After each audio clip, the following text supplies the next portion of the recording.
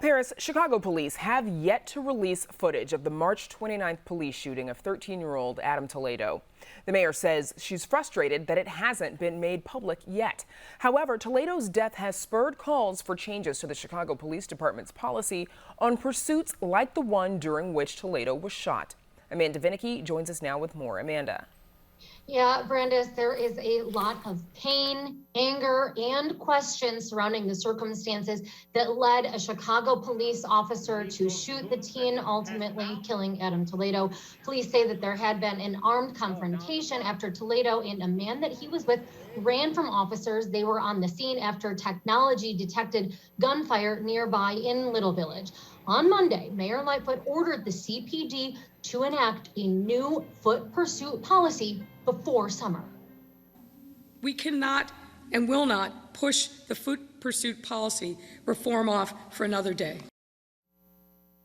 The ACLU of Illinois' legal director says by their very nature, foot pursuits are dangerous. They involve officers chasing people through the streets that are often crowded, sometimes at night, in conditions that are difficult, with adrenaline running through their systems. And this is the kind of context that can lead to excessive force, and too often does lead to excessive force. Chases on foot have been scrutinized for years, including by the Department of Justice investigation that led to the consent decree that is right now supposed to be governing the CPD's conduct. Georgie says the DOJ was explicit in its findings that the CPD's reliance on foot pursuits has been unsound and unnecessary. Illinois Attorney General Kwame Raoul says that the consent decree covers foot chases in detail. It mandates training. It mandates data collection on foot pursuit, and it empowers the monitor to mandate a foot pursuit policy after assessment of the data. He says that data assessing is happening. The most recent report by that independent monitor overseeing the CPD's compliance with the consent decree found that the CPD's foot pursuits have increased that have resulted in the use of deadly force. The monitor also calling for the CPD to adopt a true formal policy on foot pursuits. Right now, the department has none.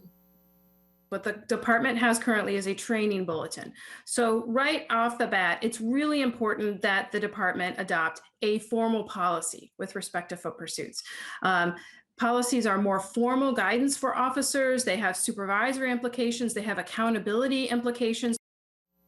Head of Chicago's police union, John Catanzara, has some ideas on what a new policy should look like. Well, I would hope the policy starts with a very clear message. Comply with police lawful orders to stop, to drop a weapon, to stop running, to give up, surrender, whatever the case may be. Now, advocates who've been calling for reform have ideas too. They say that the new policy needs to include guidance for police, even on when a police officer should and should not pursue a suspect on foot. And importantly, related to that, when a foot pursuit should end, when to stop the chase should be important. Guidance about the fact that merely running away, flight alone, should not be sufficient justification to engage in a foot pursuit. Now, Catanzara says that this focus, the emphasis on a new policy is an example of, quote, blaming the police. He says, like, they are the ones doing something wrong, when in fact, he says it is the criminals who are in the wrong. Imagine a scenario, he says, that could lead to a chase. You pull up on a subject. By the time you rifle through in your head all the do's and don'ts of that new policy that would come out, the offender is going to be long gone. It's a joke. It makes no sense. Law enforcement is instantaneous action quite often, more times than not. So what do you think you're going to do? All you're doing is giving the criminals of this city more breathing room to not only now they know they just drive away and we're not going to chase them in a vehicle. Now they know just run away and we're not going to chase them on foot.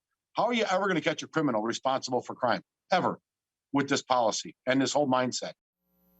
Now, the CPD training bulletin, just revised in February, does address a variety of factors like partner splitting, if a suspect is believed to be armed, if there are other options that an officer can do besides pursuing a suspect on foot, and says that when engaging in a foot pursuit, department members will assess the risks to the public, to themselves, and to the fleeing subject. Whether the officer in the Toledo incident was right to have pursued the suspects on foot, Attorney General Raoul says he can't say. He hasn't seen the video and he doesn't know the details. What I do know, as we discussed earlier, that whether or not a policy on foot pursuit is adopted should not hinge upon a tragic situation. It should be something that is proactively done. Advocates like the ACLU's Shahudri agrees this could have been done before. This is a serious issue precisely because there are so many different police tactics that interface with the use of force in ways that can hurt people on the ground, and lives are at stake.